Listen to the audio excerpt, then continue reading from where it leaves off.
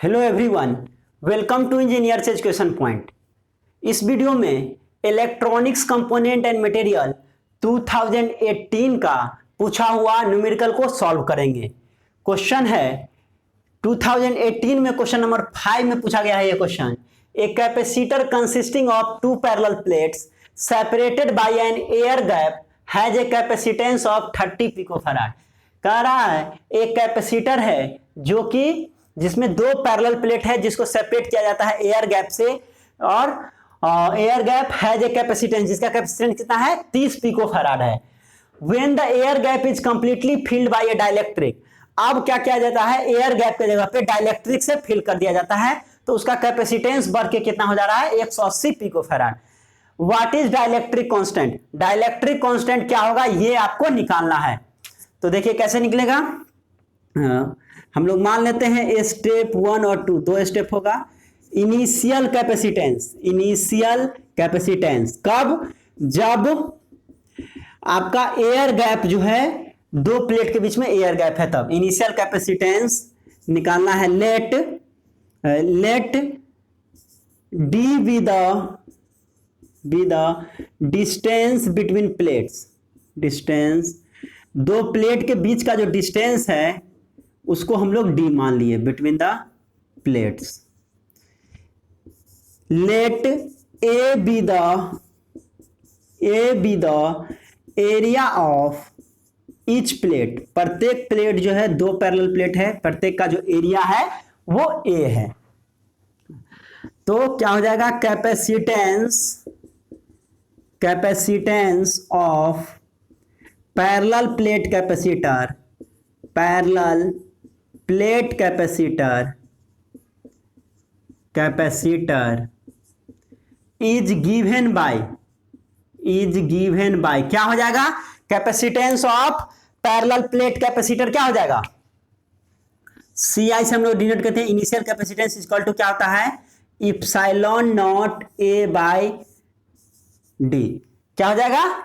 Epsilon naught A by D. कब? जब air field किया गया है दो पैरेलल प्लेट के बीच में।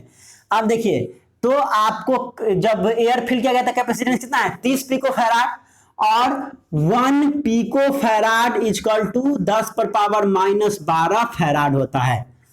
तो यहां पे क्या हो जाएगा CI जो है ये 30 हो गया equal to epsilon naught A by D हो गया, A by D.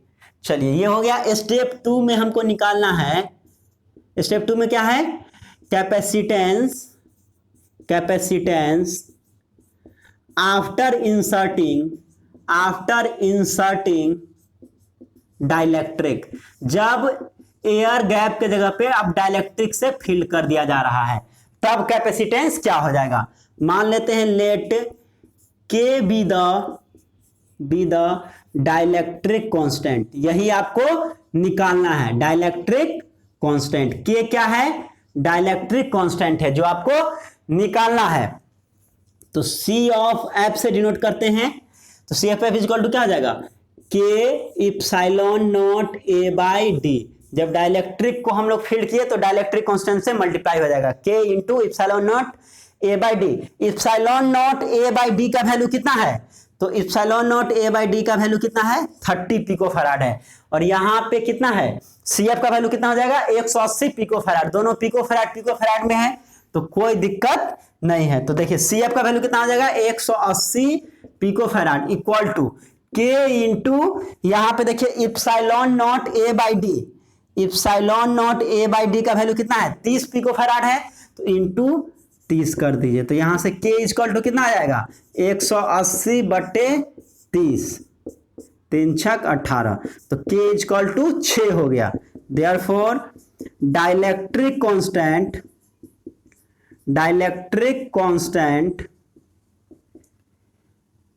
K equal to कितना हो गया 6। यही तो निकालना था डाइलेक्ट्रिक कांस्टेंट। तो इस तरह से इस क्वेश्चन को आप बना सकते हैं।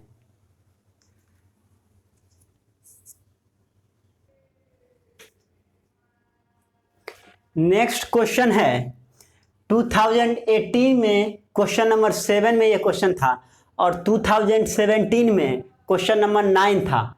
तो ये दो बार क्वेश्चन पूछा है।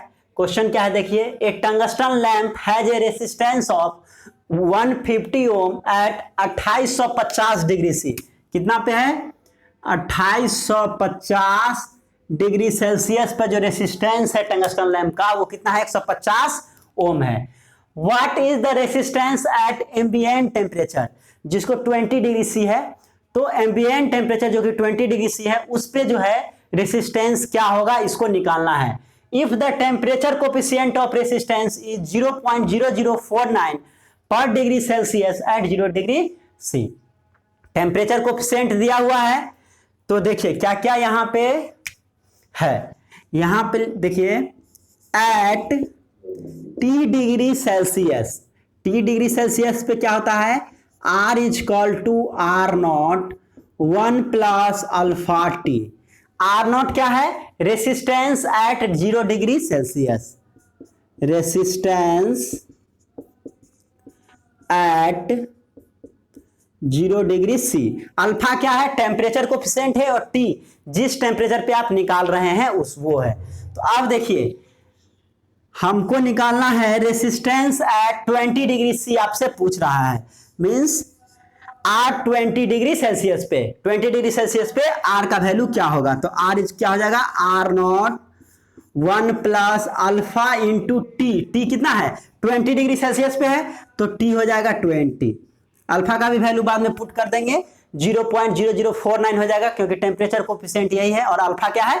Temperature coefficient. और R 2850 degree Celsius, 2850 degree Celsius पे रेसिस्टेंस कितना है? 150 ओम है। तो क्या हो जाएगा? R naught 1 plus alpha into 2850 हो जाएगा। टी का वैल्यू 2850 डिग्री सेल्सियस पे है। अब देखिए दोनों को डिवाइड कर दीजिए, तो क्या आ जाएगा? आर 2850 बटे आर 20, क्या आ जाएगा?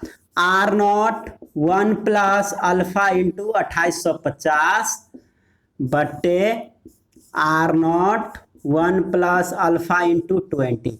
देखिए आर नॉट कट जाएगा, आर नॉट कैंसिल हो गया। आर 2850 डिग्री सेल्सियस पे रेसिस्टेंस का वैल्यू कितना है? तो 150 ओम है। तो आर 850 डिग्री सेल्सियस, यहाँ पे हम लोग लिख सकते हैं 150 ओम। तो अब देखिए यहाँ पे क्या हो जाएगा? 150 बटे आर 20, ये 20 डिग्री सेल्सियस पे रेसिस्टेंस निकालना है। इक्वल टू क्या हो जाएगा? 1 प्लस अल्फा 2850 बटे 1 प्लस अल्फा इंटू 20 दिस। अब पुट कर दीजिए अल्फा का वैल्यू 0.0049, टेम्परेचर कोफिशिएंट जो दिया है 1 प्लस 0.0049 इंटू 2850 बटे 1 प्लस 0.0049 इंटू 20। ये आपका आ गया यहाँ पे 150 बटे आर 20 हो गया। तो कितना आ जाएगा? इसको गुना कर दीजिए, 0.0049 इंटू 2850 कीजिए और प्लस 1 कर दीजिए, और नीचे 0.0049 इंटू 20 कर लीजिए और प्लस 1 कर लीजिए। तो ऊपर में आपको आ जाएगा 14.965। इसको करने पे इसको मल्टीप्लाई करके 1 जोड़िएगा तो इतना आ जाएगा, और नीचे आ जाएगा 1.098। यहाँ पे आ गया 150 बटे R20। क्रॉस मल्टीप्लीकेशन कर दीजिए, तो यहां से R20 निकल जाएगा। क्रॉस मल्टीप्लीकेशन करने पे क्या हो जाएगा? R20 इक्वल टू हो जाएगा 150 गुने 1.098 बटे 14.965। इसको कैलकुलेट कर लीजिए, तो इसको कैलकुलेट करने पे कितना आ जाएगा?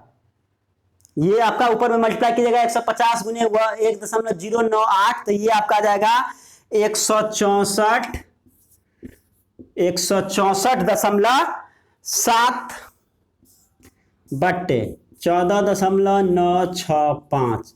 अब डिवाइड कीजिए, इक्वल टू कितना आ जाएगा? 11.0057 इतना ओम आ गया। Means R20 resistance at 20 degree Celsius कितना आ गया? 11.0057 ओम आ गया। तो ये आपका आंसर हो गया। यही पूछ रहा था what is the resistance at ambient temperature, means 20 degree C पे आपका रेसिस्टेंस कितना आएगा। तो 2850 डिग्री सी पे 150 ओम था, और इसको हम लोग कैलकुलेट कर लिए यहां से, तो R20 डिग्री सेल्सियस पे रेसिस्टेंस आ गया 11.0057 ohm. Thank you for watching this video, thank you so much.